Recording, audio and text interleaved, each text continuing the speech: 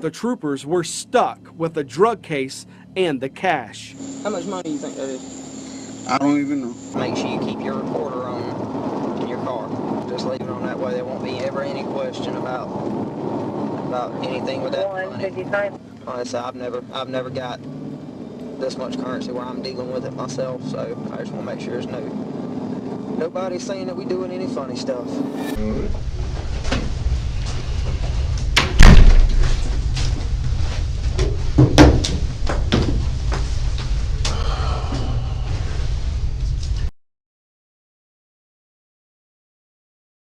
Good morning. Good morning. Like I just introduced myself, my name is Jacqueline Goss. I work with the State Law Enforcement Division. Today's date is August 9th and the time is approximately 9:34. Now, before we get started, there's a form that I need to go over with you per our policy. Since this is an investigation, I'm going to go through it with you, and as I go through these blocks, if you would initial, if you understand those, okay? All right, I understand this is an investigation to determine whether any criminal laws have been violated. I understand and acknowledge that this is not an internal administrative or disciplinary inquiry. I understand and acknowledge that I have not been compelled or coerced to give a statement or answer any questions regarding this matter. I understand and acknowledge that my cooperation with this investigation is freely and voluntarily given. All right, where it says sign, if you would please sign your name for me.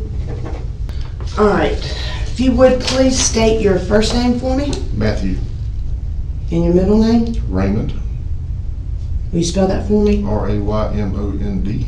All right, and your last name? Nix, N-I-X. What's your date of birth? Do you go by Matthew or do you go by Matt? Matt. What is a good contact number for you, Matt? All right. Can you tell me who you're currently employed with? The South Carolina Highway Patrol. And how long have you been with South Carolina Highway Patrol? 16 years as of this past July.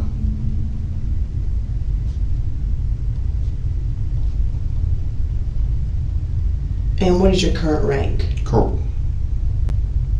In which area are you assigned to? The Central Evidence Facility.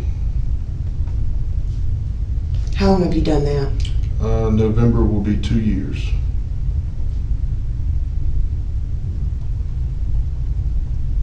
Tell me a little bit about the Central Evidence Facility. What exactly is that? We intake all evidence from all of the divisions of the Department of Public Safety, which is Highway Patrol, State Transport Police, the Bureau of Protective Services, and until recently, the Immigration Unit, which now falls under SLED. Right. They got taken over, so.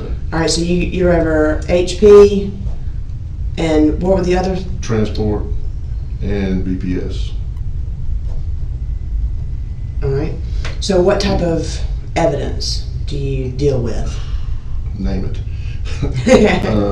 Just an idea of what. Well, a lot of, mostly for like DUI evidence, blood and urine samples, we collect them, send them to SLED to get analyzed, and then when SLED gets done, they come back to us and we house them until after the court date, or until we get a closed case from the trooper itself. Any drug evidence that they seize, weapons of any sort, shape, form that are seized on the road, we house and keep.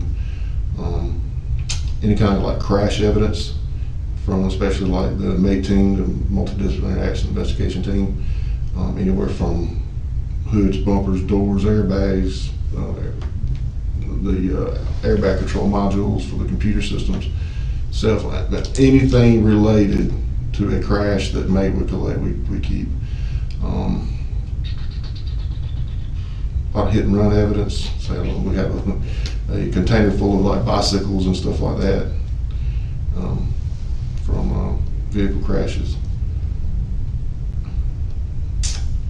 And of course, anytime there's a cash seizure. Now that the cash is not supposed to stay at CEF for any long period of time. It's just until it gets deposited into the bank. But we do have a safe to house it. So. Okay. Where is the CEF located? On Shop Road in Columbia. Do you know that? 1620, I believe it is. 1620 Shop Road. Mm-hmm.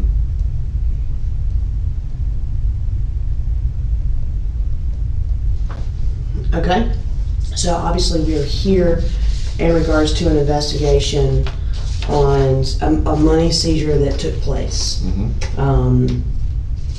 If you would, do you remember the day that you were contacted about the money seizure? Thursday, July 28th. That's the right name? Okay. So it was on a Thursday. Right. Kind of go through what happened. All right. Well, let's see. Thursday, I think it was around in between 10:30 and 11 p.m. I was contacted by Lieutenant Teresa Alford with Troop 1 Highway Patrol that a money seizure had taken place in Sumter County. I was advised to give Corporal Cameron Welsh a call to get the particulars and see what direction we need to go in. I got off the phone with her, called Corporal Welsh. He advised me that there was probably close to $100,000 that they had found at a road check, along with what he described as PWID, possession with intent to distribute. The amount taken in that night far exceeded anything the officers had experience dealing with. THC edibles. Anytime that there is a money seizure possibility, that they have to have reason, and PWID, any kind of drug, is that reason. They can't just take the money because. So, well, that's what I understand it as. Right.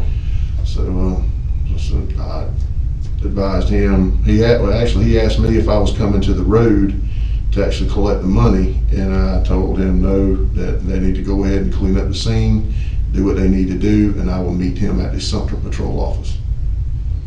Okay.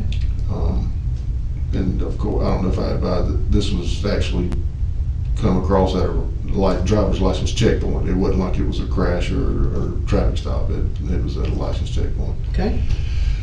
So anyway, I went ahead, got up, got dressed, and went on to the patrol office in Sumter. And this was probably in between 11:30 and 12 when I got there that night. And when I got to the office, Corporal Welsh was there and Trooper Baker was there at the office. As soon as I got in, got all my paperwork set down, and Corporal Welsh advised me that it is a very big possibility that DEA was going to adopt this case.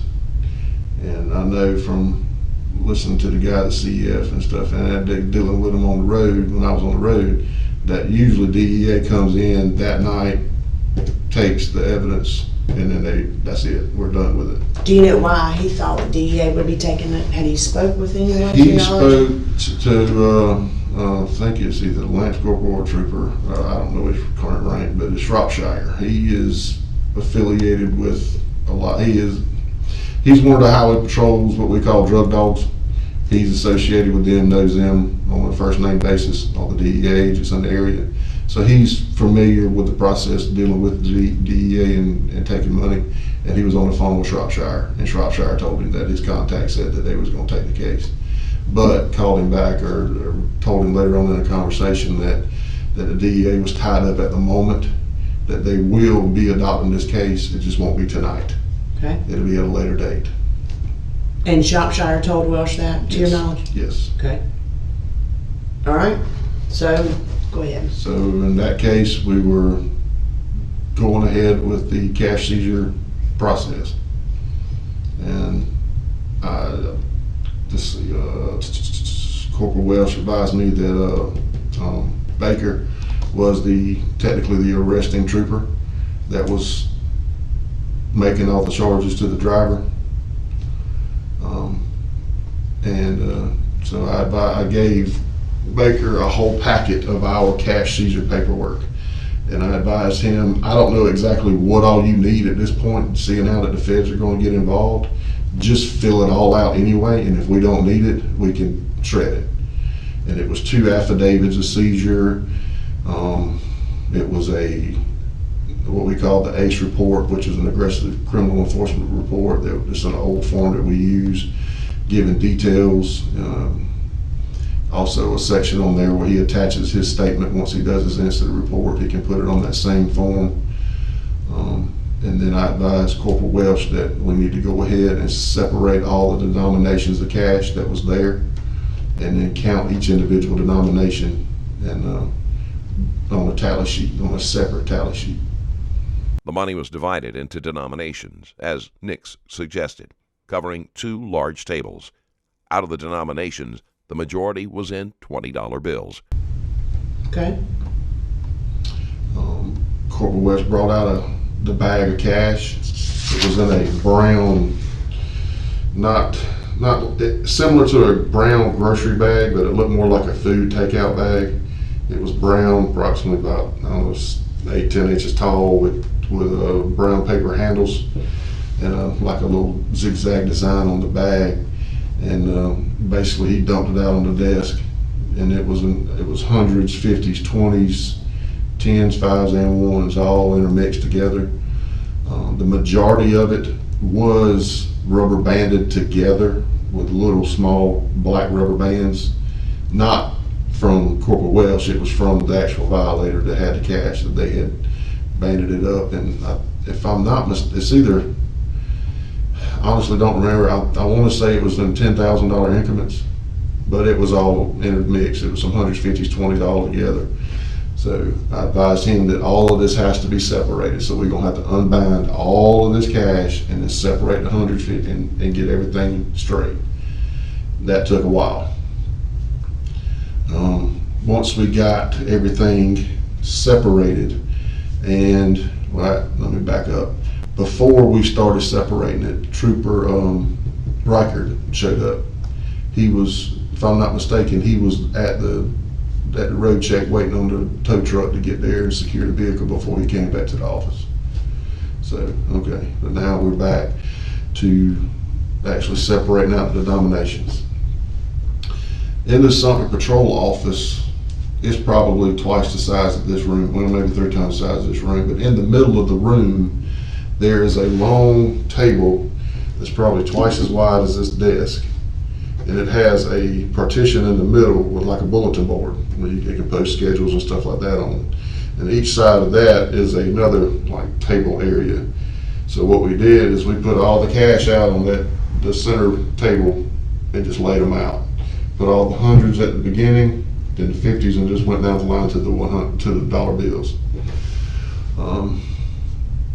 And I advised Cam, I said, we're gonna have to count this thing. You gotta do your tally, I'm gonna do mine. So you start on this end, I'm gonna start on this end, and we'll meet in the middle somewhere and then pass each other and then keep going.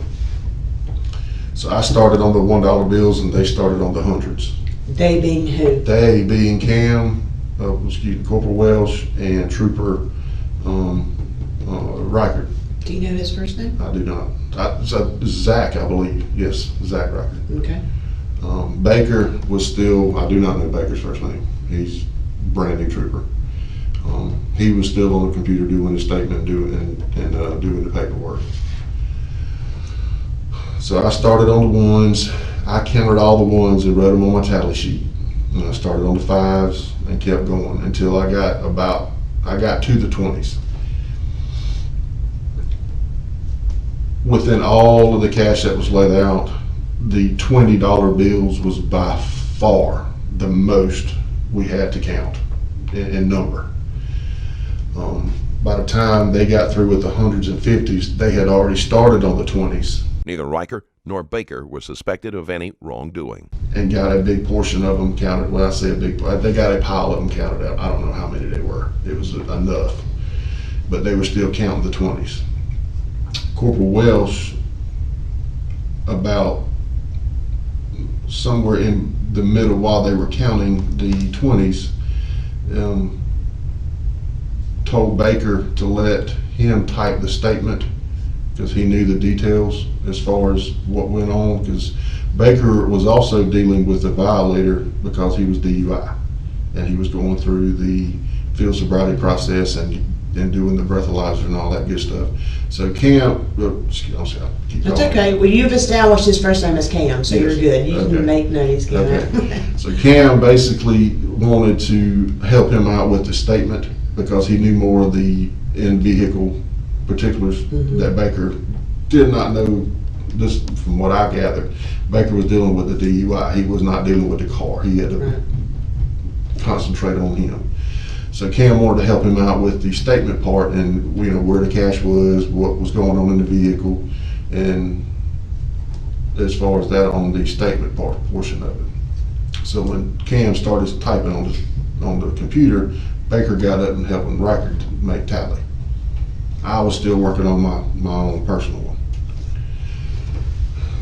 So I'm just trying to let you catch up. No, you're good. Go Okay. ahead. Yeah, don't. Okay.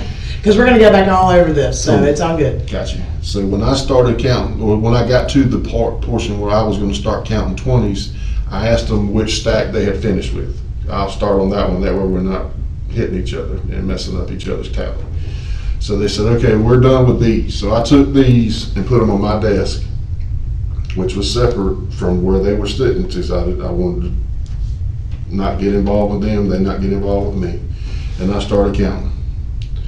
And when I got done with my stack of 20s, I said, did y'all separate these out and know how many you had here? Yes. How many do you have? I don't remember exact numbers, but we were off. And I was like, my head dropped. Because I know it took me almost an hour to count the stack of 20s that I was counting. And I said, we're already off. Let's stop. Yeah. We got to back up and punt. Now, you said you're off, so did they have more or less than you? I don't remember. That's okay. I do not remember. I just knew we were off. And I knew we had more than twice as many to go. Right. So we were just going to get worse and worse and worse as we went on. So that was about the time Cam was started back counting again. So at that point, it was 3 of them counting and 1 of me counting. Okay. And it was probably getting close to, I guess, about 1 a.m., 2 a.m. area. We've been there for a while counting. So Corporal Welsh and I decided, look, all right, let's figure out a way that we can stack these 20s up and try to get an accurate count, because we can't leave here until we're both in agreement that this is what we got. Welsh had recently changed from his usual shift and was not yet used to the hours. So what we did is basically start over on the 20s. The 100s were right, the 50s were right, the 10s were right, the 5s and the 1s were right. We were dead set on planting our flag on our numbers, on our tallies, on those denominations. So what we did is we took the whole stack of 20s and everybody grabbed some. Okay. Everybody being who? All 4 of us. Okay. And So we you, started Cam, Baker and Riker. Okay. So we put all the 20s in 50 counts of 50 bills. And we had them laid out on both sides of that big long partition, on the desk on the side by the window. Well, yeah, it was by the other computer desk over here on the far side. And then the desk I was working on, we had stacks of 50 on that. And so once we got all that separated out, I think there were 2 stacks on the computer desk that were not quite at 50. And on my desk, I had a short stack that wasn't quite 50. Okay. And then once we were in agreement that we had $50 stack, I say $50, 50, yes. I understand what you mean. 50 bills Yes. on each stack, we started counting stacks. And I had my cell phone calculator and I was doing the math on that. And then Cam went back and counted his 50 bill stacks. And then of course we manually counted the short stacks and got a number. And we were both in agreement at that time that I believe it was 4301 was the total amount that we had. Bills, 4,301 $20 bills. Right. Yes. He and I both were in agreement. We signed our tally sheets, and then I took that cash and I put it in 500 $20 increments and banded them up. Okay. And within that, I had some evidence bags in my little go bag that I could take on seizures and stuff. That it was the largest evidence bags that we have, and 2 of the bags were full of the 20s, but nothing but 20s, and the other bag had the 100s, 50s, 10s, 5s, and 1s in it. So you had a total of 3 bags. 3 bags. Okay. And again, make sure everybody was good to go. Everybody's planted their flag. That's the number we're going with. And I took that cash, put it in my patrol vehicle, and drove to Columbia to Shop Road. All right. So you leave Sumter, and you go to Columbia. Yes. Where did you place the money when you left Sumter and went to Columbia? In my back seat. Were the bags sealed? The evidence bags, Yes. were they sealed? Yes. I signed the bag and dated it, but I did not sign the seal. Again, I signed it's always 2020. It's all right. So you signed actually on the front of the bag, yes, or the back of the bag? On the front of the bag with a date. I think at that time it was right at 3 a.m., so it would have been on the 29th, July 29th. All right. So you place the bags in the back seat. You go to Columbia. Yes, ma'am. What did you do once you got to Columbia? I locked the office, logged in my computer, and printed off the evidence labels that Sergeant okay, I need to back up and talk about Sergeant DeBose. We had to call her once the count was set. This is before you left the Sumter office. Before I left the Sumter office. I apologize. That's okay. Reason is we've got a new evidence system, and it's all digital. Okay. Baker had to make the evidence items on his report and place them into the, I guess it would be their Dropbox is what they call it, and for Sumter. Sergeant DeBose and First Sergeant McFadden are the only 2 people in the Sumter office that have access to the Dropbox in the evidence on our system. Once the money had been placed in the Dropbox, none of the officers involved should have been able to tamper with it. So we had to wake Sergeant DeBose up to get her computer to sign out that evidence, the cash, to CEF transfer location. I know. So was the money ever dropped into evidence? No, it was never put in the Dropbox. The Dropbox. I had possession of it. Right. But the system is all digital, and it's very few codes or ways that we can move things in order for me to take it in at CEF. So he just had to contact Sergeant DeBose and let Sergeant DeBose know, hey, listen, Yeah. it's This is what in evidence, it's in evidence. but CEF is taking it. Yes, Right? yes. So once we got all that in, once I got to Columbia, I logged on my laptop, received that cash evidence out of the central evidence transfer location in the computer, and put it into my possession, and then from my possession into our, what we call our green safe. That's our cash safe. So instead of putting on there that you received at the Sumter, because the Yes. computer's already showing Yes. that it's gone to CEF. Yes. Okay. All that is timestamped too. So when Sergeant DeBose puts it in transfer location, that system knows when she did that. Okay. And then from there, basically from Sumter office to Shop Road, it's in CEF transfer location Okay. in the computer. Okay. Once I get to the office, and I think it was right at 4 a.m. or close to 4 a.m. is when I went in there, checked it. Let's see, I'm trying to think how the system, the verbiage on it. Once we get it, it's check out to trooper officer, and then MR Nix, and then from MR Nix to the green safe. That's how it should have. That's how it was listed on the chain of custody in our evidence system. Okay. I printed off evidence labels. I think I printed off 4. I know I printed off 3 of them, maybe 4. I put one on on each 20 and then one on the other evidence bag. So we got 3 bags of cash, all item 1. And then I think I put another one on the outside on that brown paper bag because I put everything back in that same brown paper bag that Cam gave me, or Cam added in at the office. Okay. Did you take possession of the edibles? No, at that night I did not. Okay. Normally what we do is just go for cash. Okay. They bring the whatever drug it is at a later date. Okay. All right, so green safe, is that a term that's used for the safe that's at the CEF for the money? Well, it's a very big, large green safe. It's actually green. So what all goes in that green safe? Green safe is any kind of course, monetary value items. If there's like some jewelry that was confiscated or found. A lot of times in the past, troopers have taken stuff like that at wreck scenes for safekeeping, and yeah, they're still in there. So items of monetary value? Yes. Okay.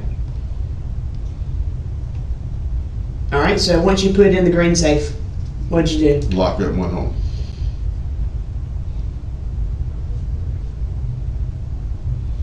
And I probably got back home 5:30 a.m.-ish. Did you have any other dealings with the money at that point? None.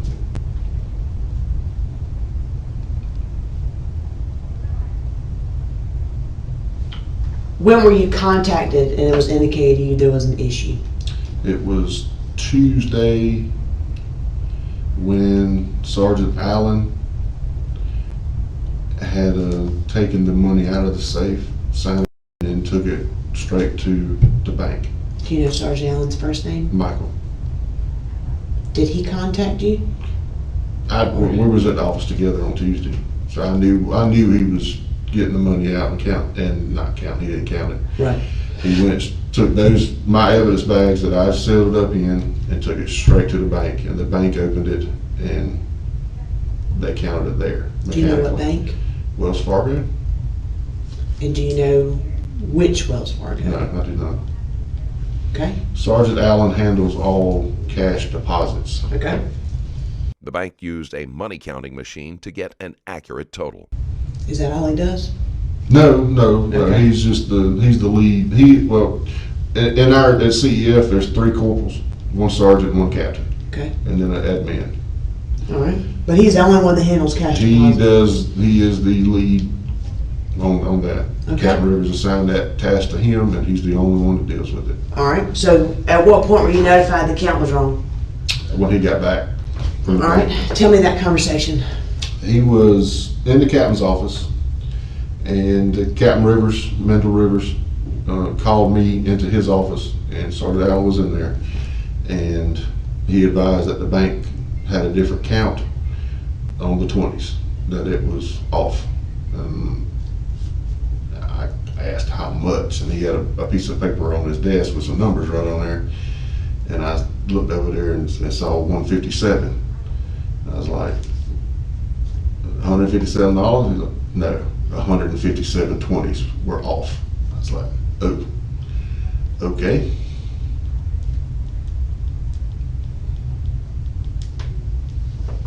You say, what was Captain Rivers' first name? Mendel. Mendel? Mendel. Okay.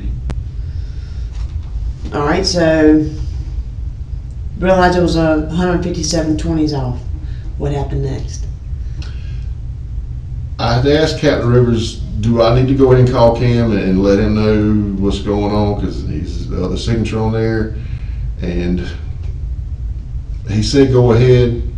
I dialed Cam's number, and as soon as Cam picked up the phone, Captain Rivers said, "Hold, time out. Let's just wait." And I told Cam, it's like, just hold tight. I'll call you back. And then he advised that we need to get to the bottom of this. Something's not right. How can you be off this much? So he said, let me make some phone calls. And that was pretty much the end of that conversation. All right. What ended up happening after that? Well, when I went back to my office, Cam actually, I think, I can't remember if he called me back or I called him. One way I spoke to Cam, and he advised me that's when he found the other bag of money in the backseat of his car. And I was kind of floored at that.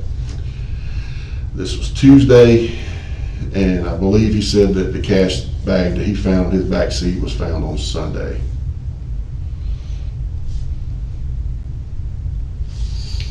And he just said it was in a bag? Yes, in an evidence bag.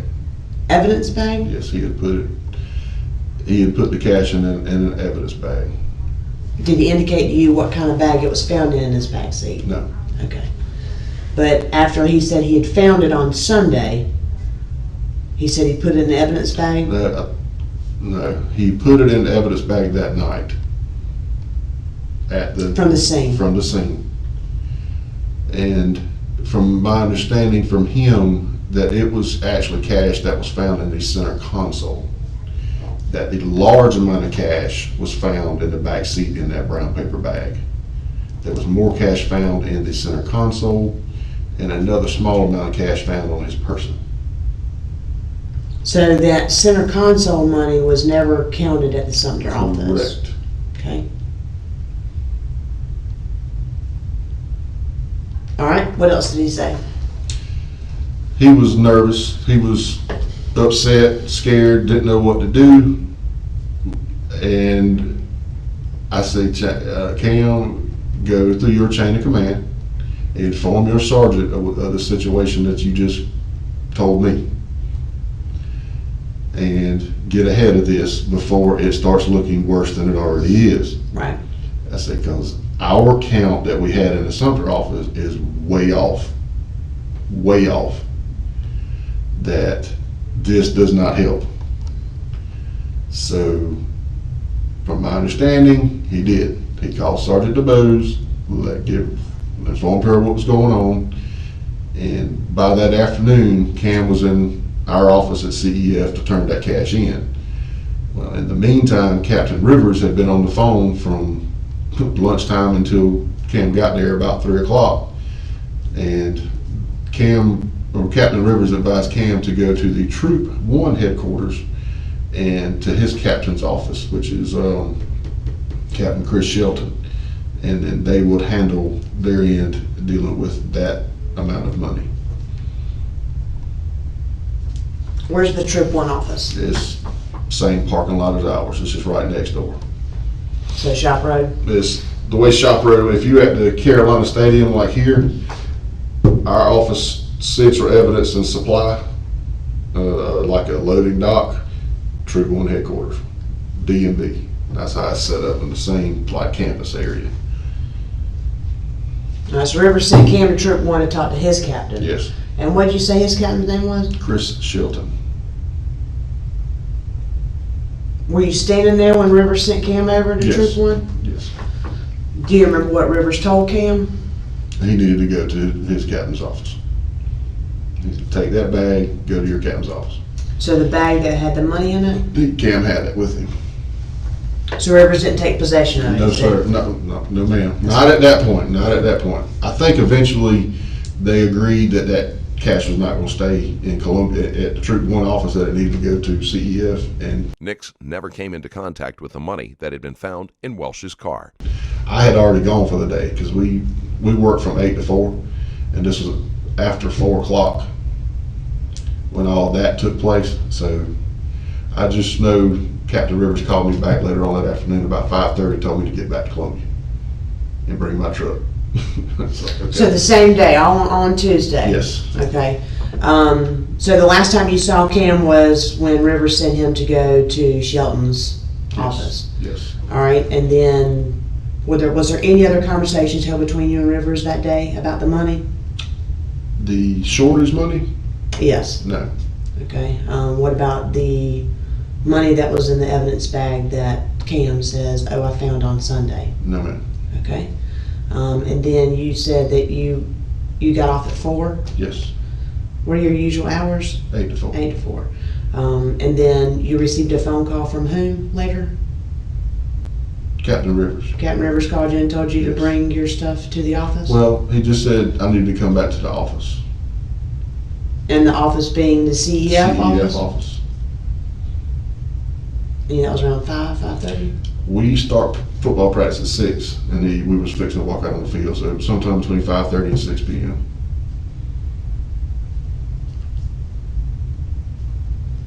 Yeah, I was already at the school, fixing to walk out on the football field, and Captain Rivers called and said, go change clothes, come back to Columbia.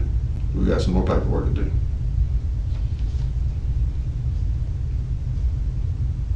Tell me what happens when you get back to CEF. When I get back to CEF, I go in, as captain has already locked up the building, because CEF closes at 5. All right, let me back up again. CEF is open from 8 to 5, Monday through Friday. If you're not on call, you work 8 to 4. If you are on call, you work 9 to 5. You're the closer. Okay. When that cash was seized on the 28th, the week prior, I was on call, so I would have been the one closing. But seeing how it was a new week, I was off call. We go from Sunday to Sunday. On Tuesday, I was an 8 to 4 man. We left at 4. The 9 to 5 guy, I think it was, I don't know, I think Philip Odom was the one on call that particular week, today or whatever. He leaves at 5. Captain Rivers was still there. Okay. He had been dealing with this pretty much that whole afternoon. Captain Rivers had gone ahead and closed up shop, locked the doors, and he was in his office alone. Nobody else was there. And when I got there, I went in. He advised me that this has become a full-blown investigation through OPR, that SLED would more than likely be involved, seeing how dealing with this cash, that they wanted an outside agency, so to speak, to handle. And said, as of right now, you are put on suspension without pay until the investigation is complete. Give me a form signed by Director Woods explaining that same situation. And he advised that I needed to, get my personal stuff out of my vehicle. I needed to turn in my badge and gun, my credentials, that he would be securing all that stuff, and he was going to take me back to my residence, where to he would collect uniforms and the other equipment that I had, and here we are. And so Captain Rivers took me from this central evidence back to Bishopville to my residence. Welsh was also suspended without pay. All on Tuesday. All on Tuesday afternoon. Have you talked to Cam since? I spoke to him, I believe it was Tuesday night. No, it may have been Wednesday.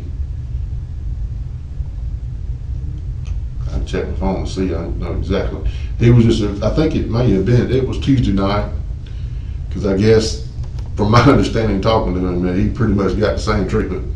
They bring you, we'll take you home from Columbia and collect your stuff.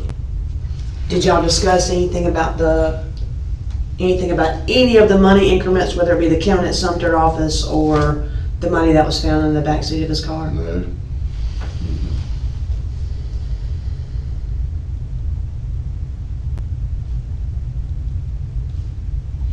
He did not realize that I got put on suspension along with him. He seemed to be upset about it, but both of our names is on a piece of paper, so what are they going to do? They got to. When did Cam find out you? Whenever you talked to him? When he called me, he said, well, I guess I get a couple days off. I said, me too. He's like, what? I said, yeah. It's under investigation. Our name's on a piece of paper. They have to do this. You said he was upset about that, for them suspending you as well? Yeah.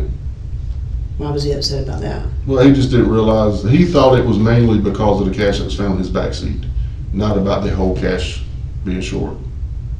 Did he have any knowledge of how short it was? I told him that it was off 157 $20 bills. And what did he say? It's pretty much the same thing I said. What? Yeah. All right, we'll start from the beginning, okay? All right. Is there anything else you can think of? Obviously, there'll be a point at the end of the interview where I'll ask you if there's anything you want to add. But just so we can make sure, because I know that you've had to go back a couple of times, I just want to kind of make sure we've got everything completely understood. I think we're good. it for Okay. now. Of course, Yeah. there's probably something else. That's okay. You said so on Thursday you were contacted, and she actually called you, Called my work cell phone. Lieutenant Yes. Alford. You said Yes. Teresa, right? Teresa Alford. She called you to let you know about the large money seizure. Mhm. You ended up talking to Corporal Cam Welsh. Mhm. He said it was approximately over $100,000 Mhm. with some edibles, a license checkpoint. Do you by chance know where that road check was? No, not on.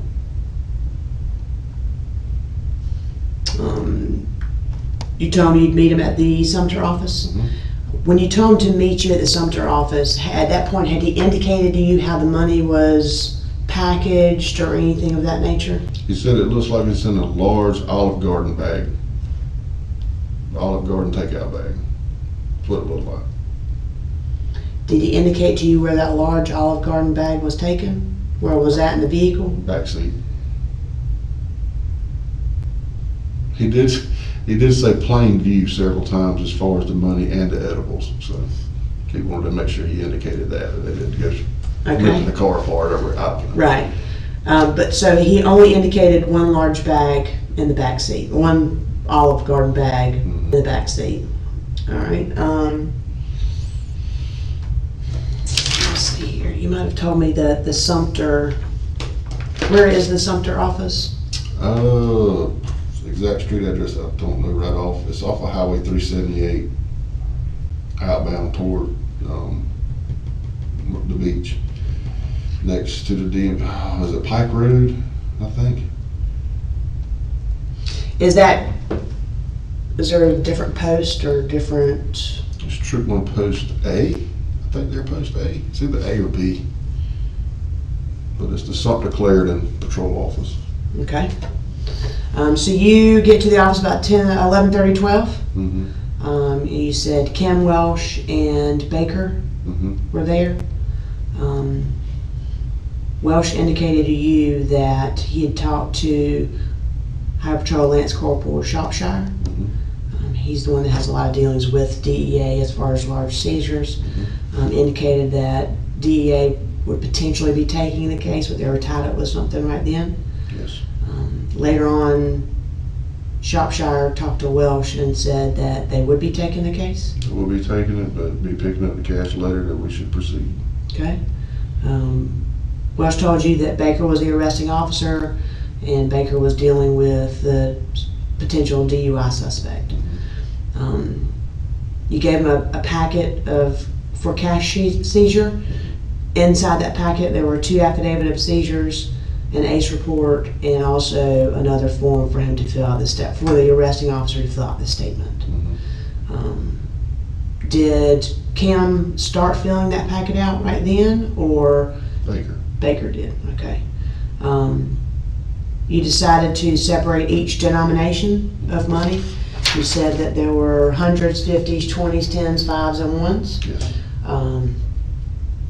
When Welsh brought out the bag, you described it as a brown paper bag, 8-10 inches tall. He dumped the money out on the table.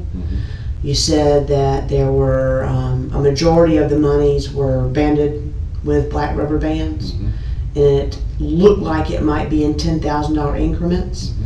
How did you know it looked like? I mean, have you ever seen $10,000 banded money before? Cam counted a few of them just to check. Okay. And do you recall the ones that he counted, what denominations those were? Mixed. So there were no stacks of bands of 20s, there were no bands of 100s, there was just an accumulated different. There were some that was just the same denominations, but with it being all mixed up like that, we took all the bands off and separated ourselves. All right. When the money was dumped on the table, had Trooper Reichert gotten there? Yes. Okay. So he was there before the money was dumped on the table? Okay. And you said you think his first name is Zach? Zach, yes. Okay.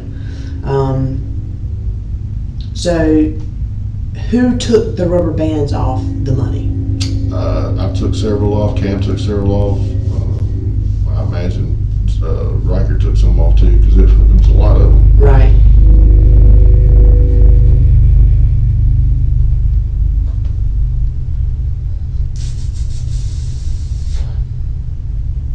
So you, on a large conference style table, y'all separated the monies from 1, 5, 10, 20, 50 to the hundreds. You decided the best way to count this would be you start at the ones, and then Welsh and Reichard would start at the hundreds. Correct. Now, when you had the money laid out, were they all, obviously because there were so many 20s, how did you have them stacked? Was it all the hundreds on top of each other, and then the 50s, and then the 20s? Did you have several rows of 20s? How did y'all figure out how to do that? I wish you could see my cell phone and my work site, 'cause I took pictures of it. And that was going to be a follow-up question I did So my have. cell phone in Captain Rivers' office has pictures of all the stacks laid up there. Because the hundreds was just in a pile, not spread out Right. on like a card table type thing, Right. but just stacked up here. The 50s there, the 20s, they were stacked up best we could get them without falling all over the place. Right. And then the 5s, 10s, and 1s the same thing. It's just, but there was enough space between them where you're not gonna. We had Mix them. Yes, Yeah. you wouldn't want to have them mixed up together. So, once you had all the money laid out in the denominations, did you photograph it before you counted it? Yes, Okay. And that's on your state cell phone? state cell phone. Welsh also had pictures of the money on his department-issued phone, which he sent to his personal phone. He wiped his department-issue phone before turning it in, which is against department regulations.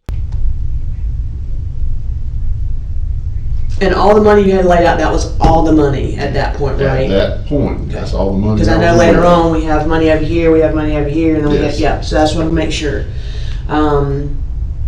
All right, so y'all begin your counting process. Y'all end up meeting basically in the middle at the 20s because there were so many. You counted the 20s, what they had, y'all compared notes, and nothing was right. The stack that they had already completed, once I completed all the rest of the denominations and we were right, I counted their stack of 20s and we were off. Okay. Did they count your stack of 20s? Or you hadn't counted 20s? They had already counted that stack. Okay. I was counting it and we were off. Okay. They were still over here counting, actually, the Yeah. 20s. So I just wanted to go behind them and check their count to see if we were going to be at least close, and we wasn't. So, All right. So once that first stack of 20s was counted, and you realized, oh wait, guys, I'm not getting what y'all are getting.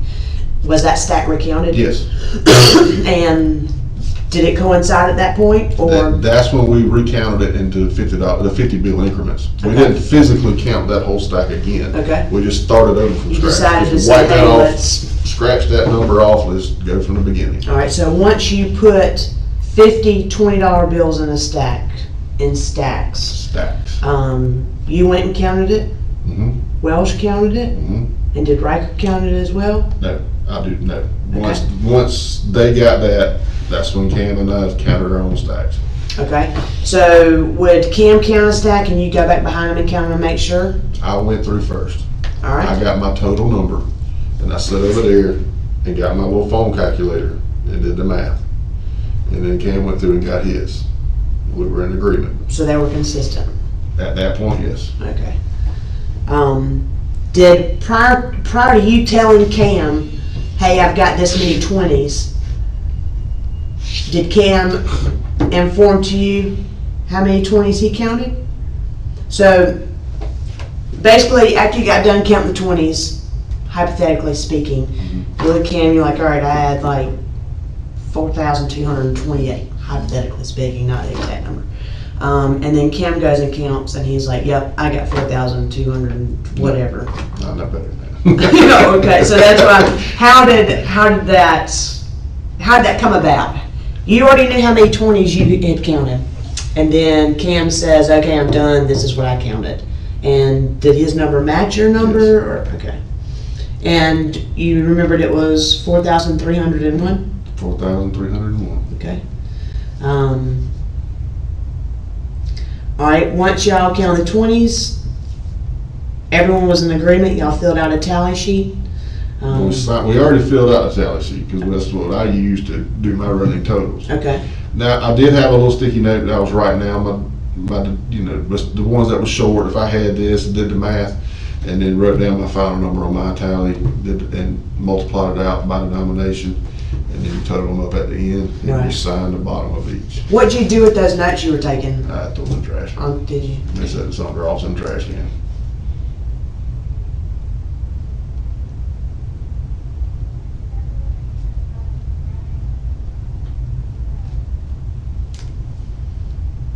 All right, so when y'all had all the 20s spread out, did you take photographs of all the 20s? No, I did not.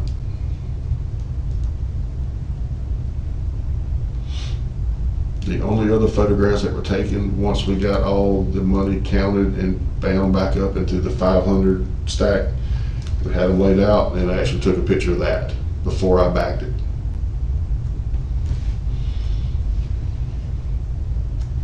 Were there any photographs taken of the money prior to taking the bands off of them? Did you take a photograph? I think the bands, yes. The photograph that I took initially when we got them separated, I think that photo was with the bands on the 20s. Yes. I think there were still most of the 20s were still band up at that time. And they were separated. Yes, by denomination, To your knowledge, was a photograph ever taken of nothing separated and the money just stacked on top of each other? yeah. At the very end or beginning? Beginning. No, not to my knowledge. Okay. You did not take a picture. No, I didn't take a shot. And you don't remember seeing anybody else take a picture? Correct. Okay. Now, there was photos taken once we had them out. Right. But All right, so 4301, total $20 bills. Do you remember the total of the money that was seized that night? 110 and some change. I don't know. 110,004. I don't want to. You remember it being an estimate of 110,000? Yes. Okay. So at this point, once all the money's counted, everything's tallied up, photographs are taken, you place the 20s into 2 different evidence bags because it was that much, so you had to place in there. Yes. And then the other bag contained the hundreds, 50s, 10s, 5s, and 1s. Correct. You sealed the bags? Yes. You signed the bag? Yes. Did anyone else sign the bag? No. Did you date it, time it, Dated it. anything? It's 7/29/01. The 21. I'm sorry. Oh. It's okay. Sad thing is, I know what you meant. Yes. Did you put a time on there or anything, or you just dated it? Just dated it. Okay. So Baker filled out the information inside the computer for showing that evidence was being dropped, and then CEF was taking possession of it. Okay. He contacted Sergeant DeBose. Suppose. What's Sergeant DeBose's first name? Page. And Sergeant McFadden. First Sergeant McFadden, Reggie, he was actually not even working at the time. His mother had some issues or something. He was completely, he was not to be contacted, basically. So he wasn't contacted? Okay, so Sergeant Paige DeBose was, and what does Sergeant Paige DeBose what's she do? Sergeant? I mean, does she work for a troop, or is she Yeah, she's CEF, or? No, she is the declared as sergeant. Okay. She is basically Troop 1 Sergeant. Troop 1 sergeant, second in command. All right. And she is I don't know their exact office duties over there, but I see her a lot as far as the evidence side. So she's like the primary evidence custodian in Sumter Clarendon. So she does mainly office work? Yes. Nothing, okay. Yeah. Now that, Nothing on the road. they do, but not as much. Right, well, they're predominantly in the office. Yes. Yeah. All right, so you place the money in the backseat of your patrol vehicle? What kind of patrol vehicle do I you got a have? black Chevrolet 1500 pickup truck.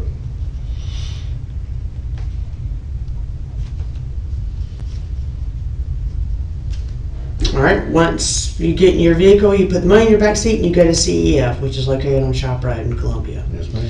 You got to Columbia about 4 o'clock. Mm-hmm. You went to the computer, typed in everything to show that it had been transferred CEF to GreenSafe.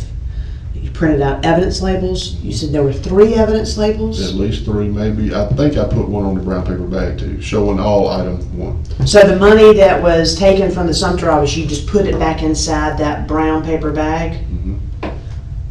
after it was sealed in the evidence bags. Yes, put it in the evidence bags.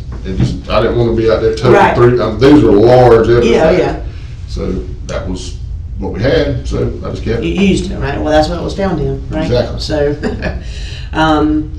so you think probably 4 labels were Yes. printed, all right, and 1 for the Olive Garden bag or brown paper bag. You put the money in the green safe and you went home, That's it. and that was it. That was it.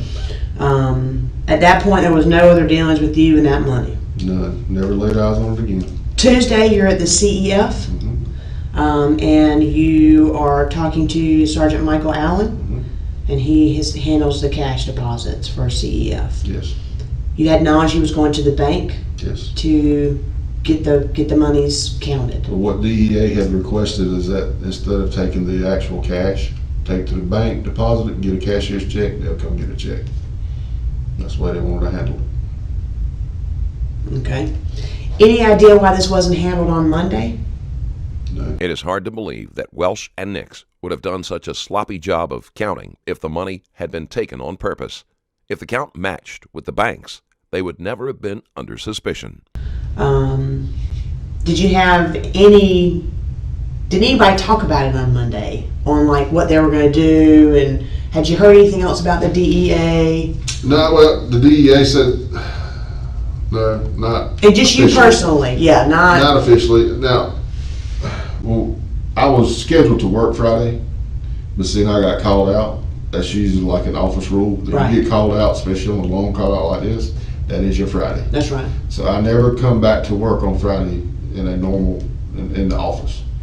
So the cash was there Friday morning, 4 a.m., 4:30, and sit there until Tuesday in the green safe. So and I never opened the green safe again because I did come back to work on Monday, worked all day Monday, and technically worked all day Tuesday from 8 to 4. So, but Sergeant Allen took the cash out to go get deposited on Tuesday. And it may have been that he was in contact with the DEA and they had made arrangements to have all There that was stuff. nothing you had any idea about. No, I don't deal with that stuff. How did you find out the DEA said take the money to the bank, get them to, Allen, he Okay. said that that's how they wanted to do it. So was that the conversation you and Alan had on Tuesday when he was going to before he went to the bank? No, that was, again, I don't get involved in that. I hearing him talking with Captain Rivers and them and just telling us, yeah, well, DEA wants to check. They don't want the cash. Right. So that means I got to take it to the bank and get it counted. Okay.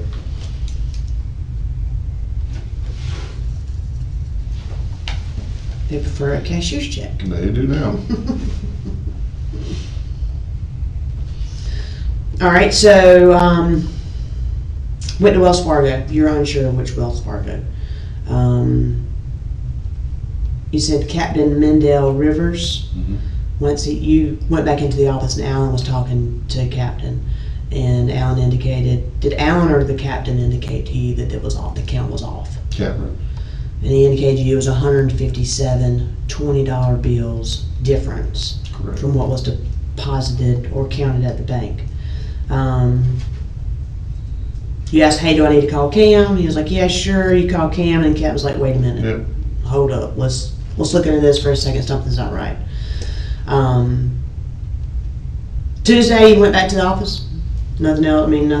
Nothing else was spoken of at that point. You Tuesday night you talked to Cam, or Tuesday afternoon, you talked to Cam, and actually this is Cam. You indicated to him the count was off. Then he says, oh, by the way, I found a bag of money in my back seat. That was in the evidence bag. Hang on one second, let me see.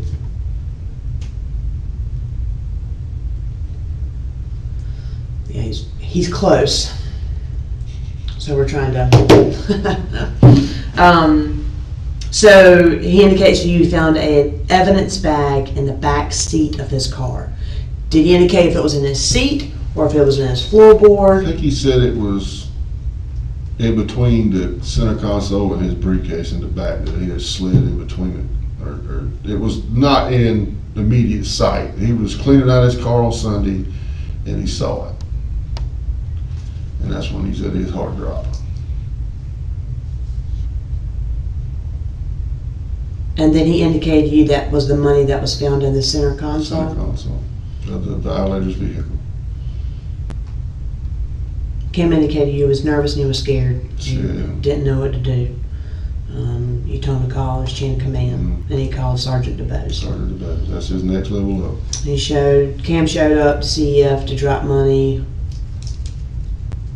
on Tuesday. No, Thursday. Rivers sent Cam to Troop 1, then the headquarters, and he met with Captain Shelton, to your knowledge. That afternoon, Captain Rivers called you and said, hey, come to CEF. Explained because of the miscount or the off count, you were going to be under suspension without pay. He took your items from you and took you home. You talked to Cam on Tuesday, Tuesday evening. and y'all shared information about suspension. He had no idea you'd been suspended. And I had no idea he was officially suspended either. Kind of. He just said, hey, it looks like I got a couple of days off. Mm-hmm. And you said, hey, well, me too. And that's when y'all discussed, I'm under suspension too. Mm-hmm. What do you think happened with the money? We screwed up the count.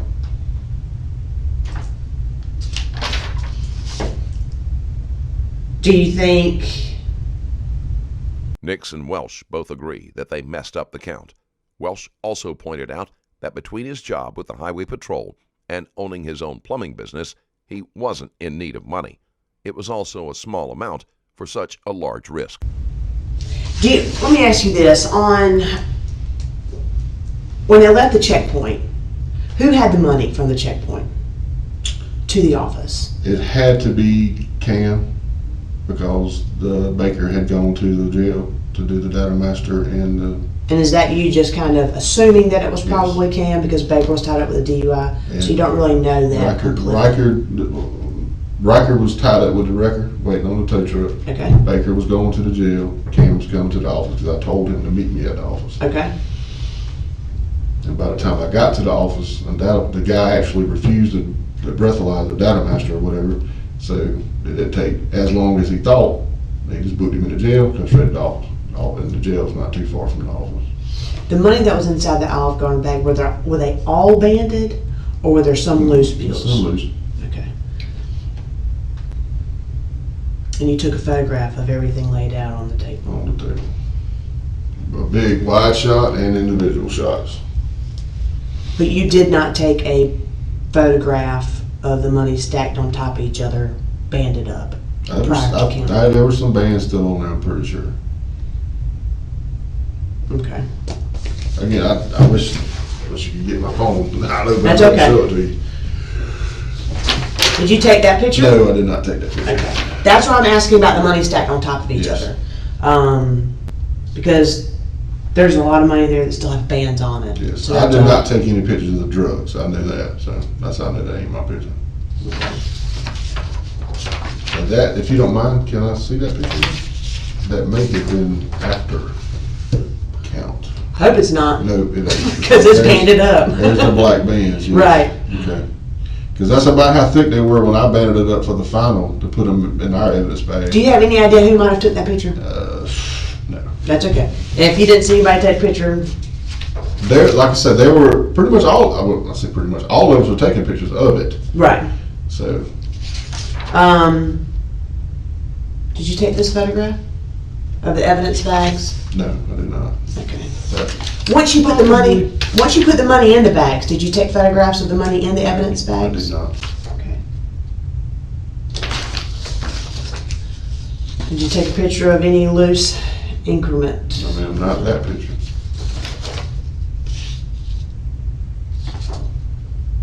No, ma'am. No, ma'am. Is this a tally sheet you were telling me about? That is, looks like Cam's tally sheet. Does your tally sheet look like that as well? It looks, well, this is not the one the tally, actually, yeah, the tally sheet itself, just the form this is exactly the same. But these numbers are not what we counted at the Sumter office. And that's not my signature. That looks like it was from the other bag that Okay. was found in his car. So, but that would be kind of how y'all would That's exactly how we do it. do the denominations of how many bills you have of the ones to. Okay.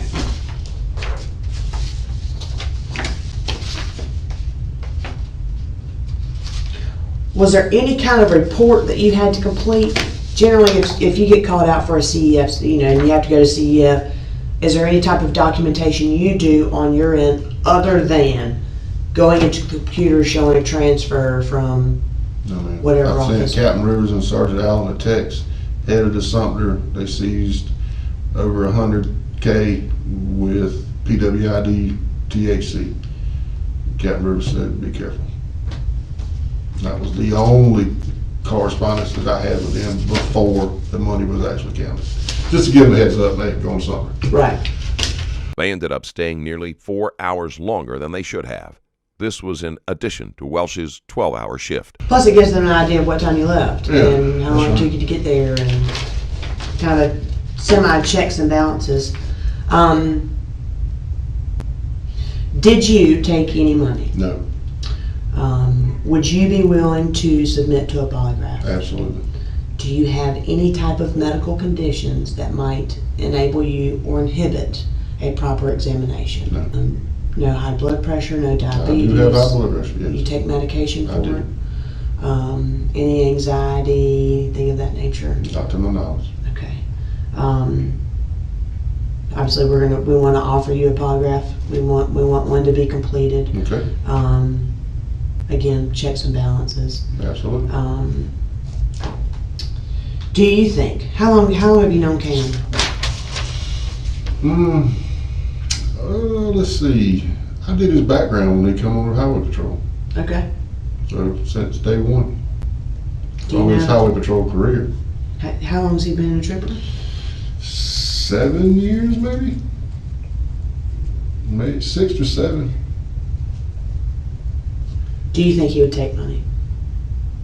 Cam? Yes. No, ma'am, not at all.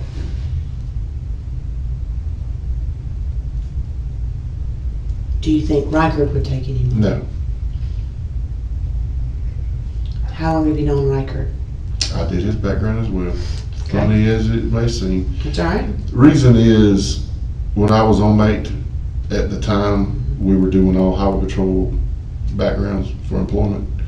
And since I lived in Bishopville, anytime there was one in Kershaw, Lee, Sumter, Clarendon, I got it because I was the closest one. Right. So, yeah. But Baker, I do not know Baker at all.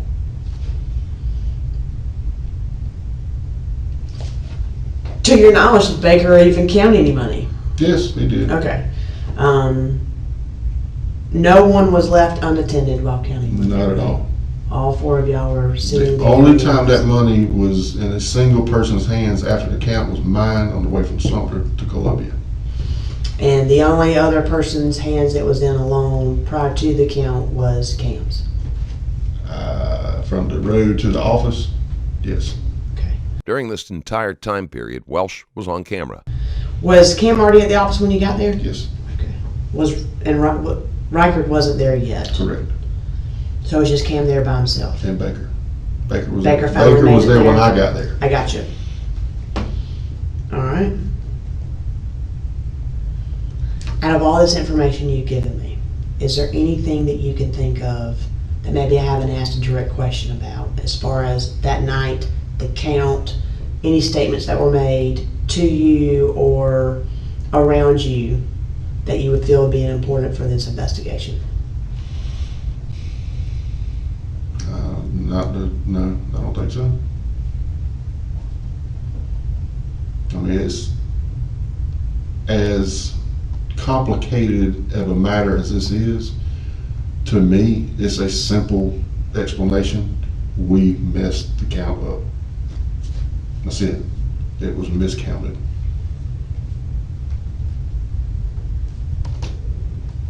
Do you think anybody took the money? No, Solely believe it's just a screw up on you guys' part? absolutely. Okay. All right. Do you have any questions for me? No, ma'am. And nothing further that you would like to add? No, ma'am. All right. We'll get you set up for a polygraph. Okay. Hopefully it'll be in the next couple of days. Got to call Columbia and find out when they have available. Correct. I do know you're out of work without pay. We want to try to get, Thank want to be thorough and concise as we can be. Absolutely. And while the ball is in our court, we've got to deal with polygraphers too that already have schedules. So we're going to try to get everything worked out for you. If you have nothing further to add, that will conclude this interview. The time now is 10:44. All right, walk on out.